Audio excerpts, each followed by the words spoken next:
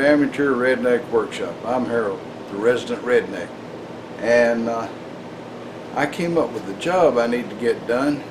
It's just one of your regular household type jobs, not video worthy or nothing, so I figured I need some sort of a break from making videos to go and get this done. And I thought, well, I've got a lot of video clips that I started things and I didn't finish or ran into a problem and stopped, probably forever, you know. And I thought, I wonder if I can make a video out of that. And I've been assembling the stuff, and I think it come out to a pretty good video, and I'm hoping you'll think so too.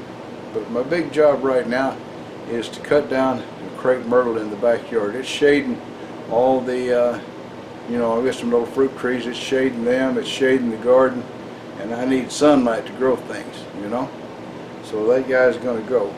I'd originally thought, well, I'll just cut a little off the tree and whatever I can stuff into the garbage can, and then in a couple of days go back and cut a little more off. And I thought, no, that's going to be interrupted by rain and visitors and things that come up, and I need to just get out there and get it done. So I figure I've already put in one day on it, and I need a couple of more, and so that's why I put together this odds and ends video, to give me a break.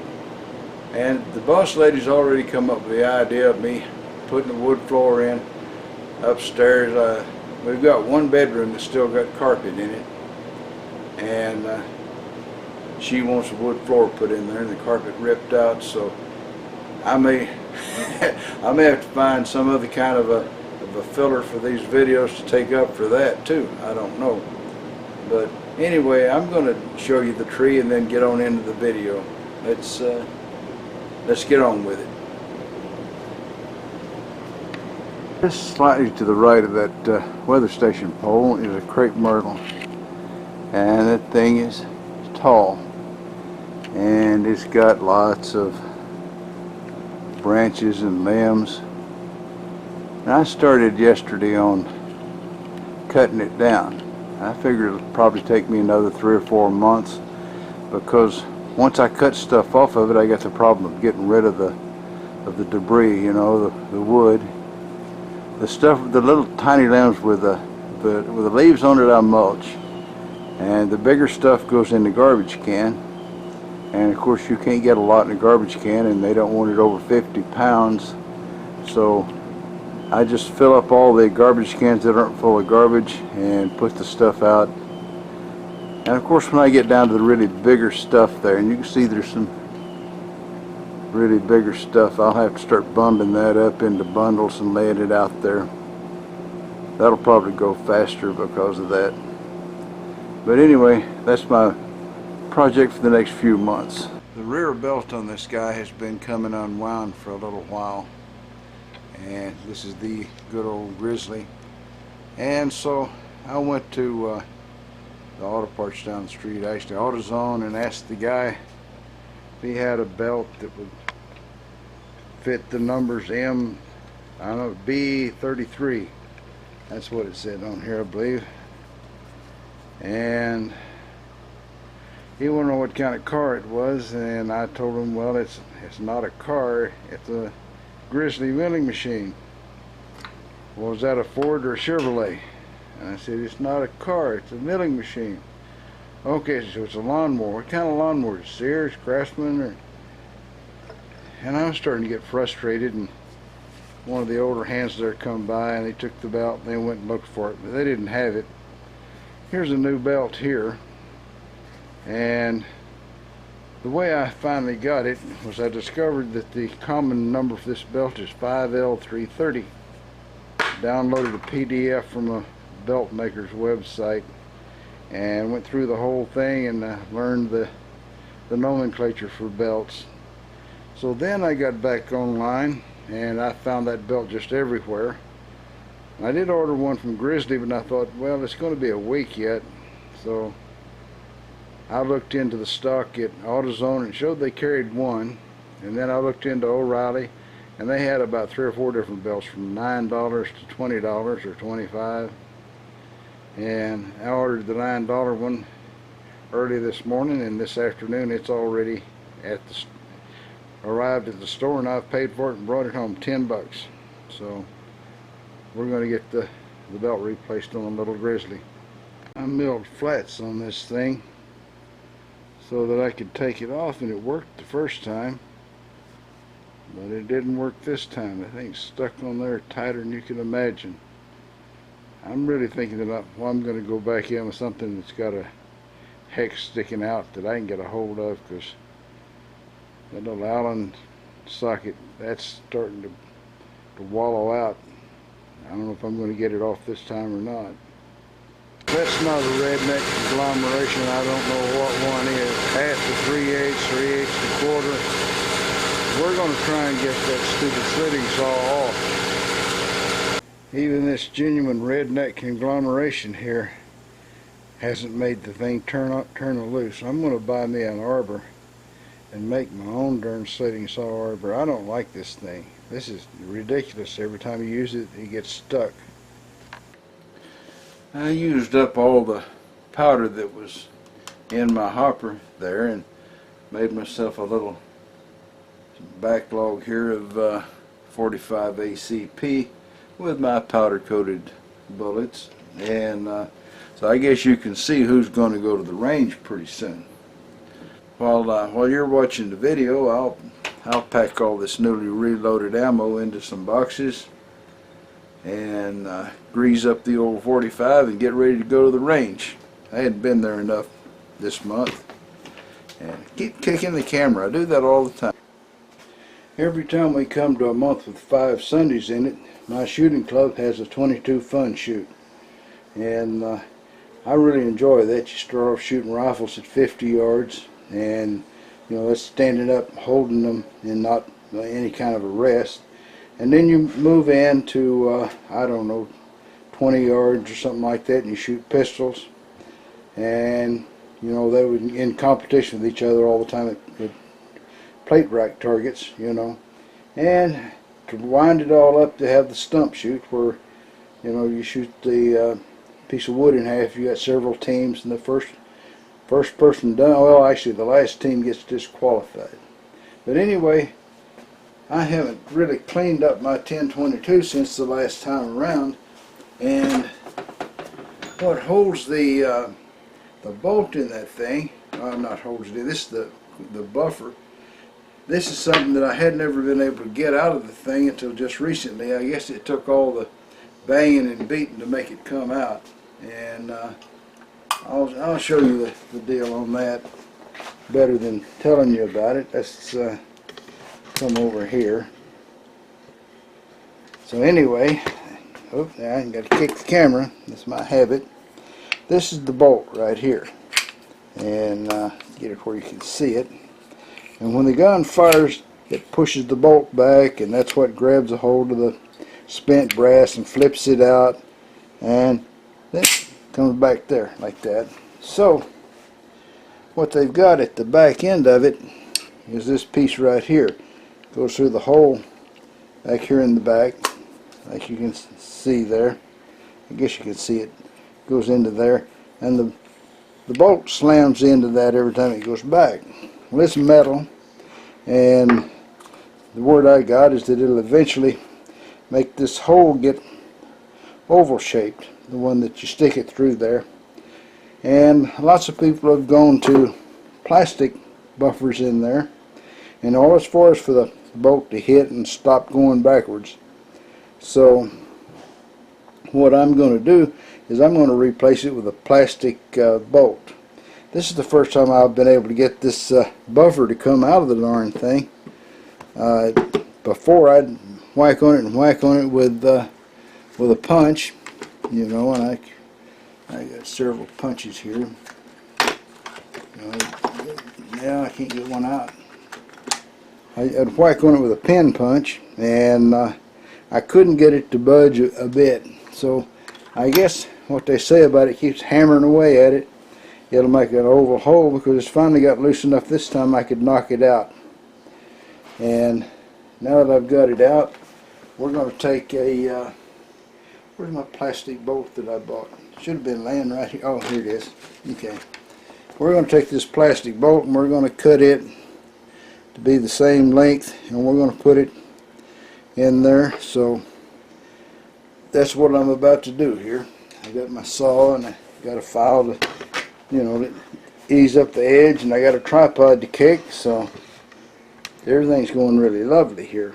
Alright, let's get down to sawing off that little plastic bolt. I know I put it here. Okay, there it is.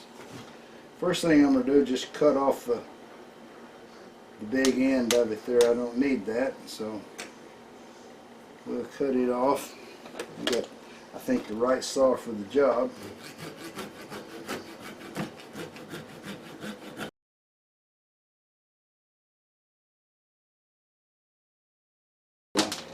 I was beginning to think I didn't have the right saw for the job.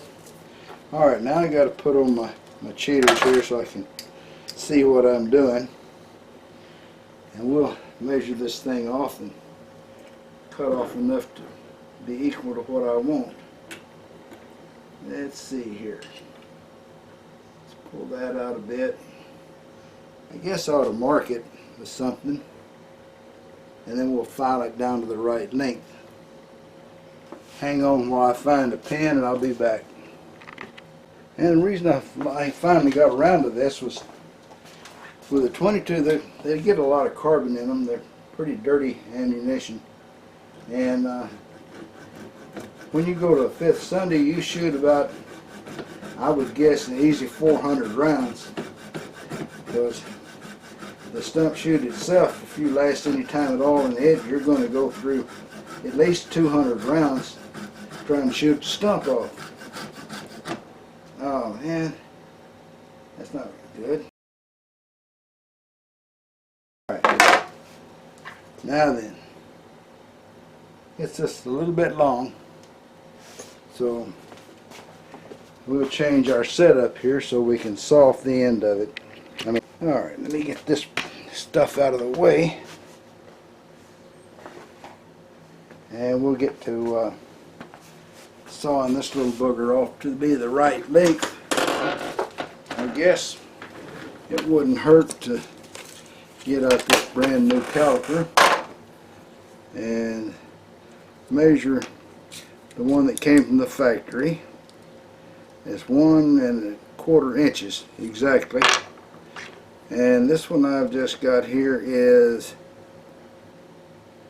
about nearly 80 thousandths or more too long. And I don't mind it being a little bit too long, because I intend to kind of round off the end of it a little bit so it'll go in quicker and easier. But this isn't really.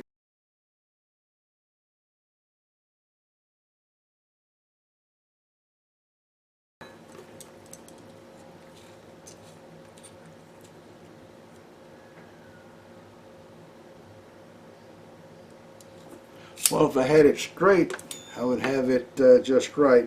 I'm going to cut off the camera, lay it through straightening it up. Alright, I got it filed down to the same length, and it's time for reassembly. And I have learned that the best way to do, well, we don't want to put this in yet. We want to put this little guy in first, then we'll put that in. I don't know how easy it's going to go in, but we'll find out, won't we? I'm going to set him right there.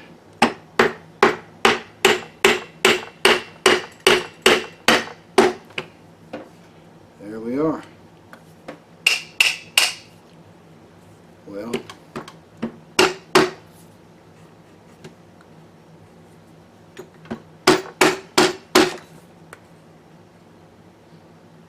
that's through it. So now we have the turn it over and see what you can see. We have the new buffer in there, and when this guy goes bouncing back, he'll land on plastic instead of steel. Alright, so putting the trigger group in, I always like to stand it up like this because you got this little guy right here that would want to get in the wrong place. That ruined my whole fun Sunday one time, putting it in like that. Or rather putting it in upside down, and then what I mean by upside down, if you turn it over like that, that piece can fall downwards. So anyway, we're going to try to put it back together before I get any more balled up on what I'm trying to say.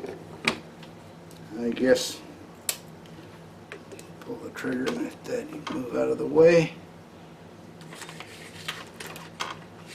Drop these little pins in here.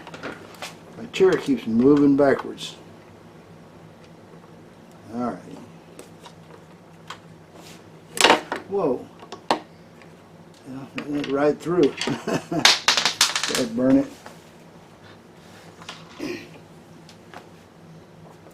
That's also one of the annoying problems you can have, is these stupid pins deciding to go wherever they want to, and not where you want them.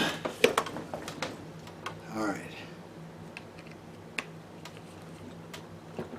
That one should go in there. There, that one's in, that one's in. No, that burn it, dropped it right on through. I know better than to roll it around after I got them in. Alright. Take her like so. And set it down in the stock. Make sure the safety's in the middle. It's stuck. That burn it. And there went that pin right out through it again.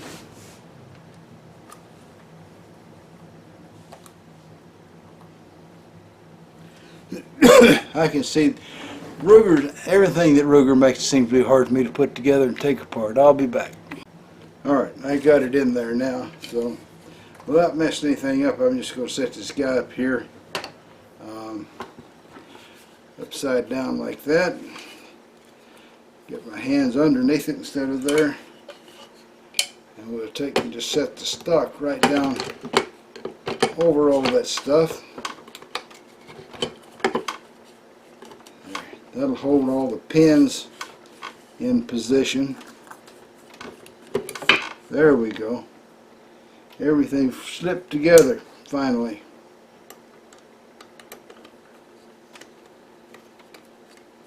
So now I can take all that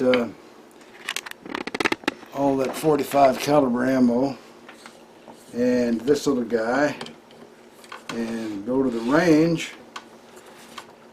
and have a good time. Then I'll have to come back and clean it up for the 5th Sunday, because about 250 rounds and this thing gets really, really dirty. So there you are. That's a good job of cleaning.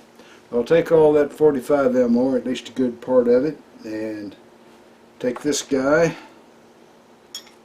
and we're off to the range. Y'all take it easy, keep on keeping on, and subscribe if you get a feeling like you really want to. Well, it took 3 days to get this far. There's all this pile of junk left over from it. But now I wish I could get rid of that thing there. It's right up overhead even. I accidentally cut off some of it where I could reach. But there you go. All that's left now is the cleaning up. If I do it a little bit at a time in the garbage can, it'll only probably take 6 months. Now this item right here, this is a moon pie. There's nothing in the world more southern than a moon pie. And out of the moon pies, the banana moon pie is probably the very best one of all. Now if you're a granola type guy, you need to stay away from this, because this thing contains more sugar than you've had in the past year or two. And probably more saturated fats and whatever. It's pure death if you're not used to it. But Southerners are pretty dang tough, and we can eat these things without it hurting us. And that's exactly what I'm going to do here in just a couple more minutes.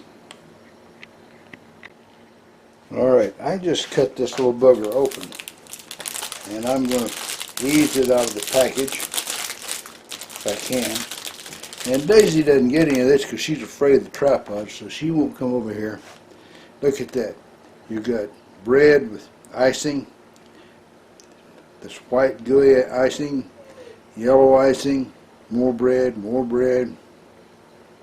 You can't beat it.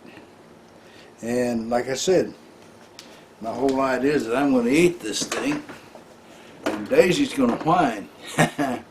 You see it, Daisy? Huh? Do you see it? Huh? What do you think? Do you want a moon pie? You want a moon pie? Whoa!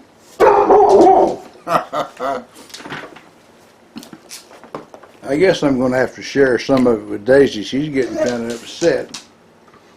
Where are you, girl? Do you want some of this moon pie? Are you sure?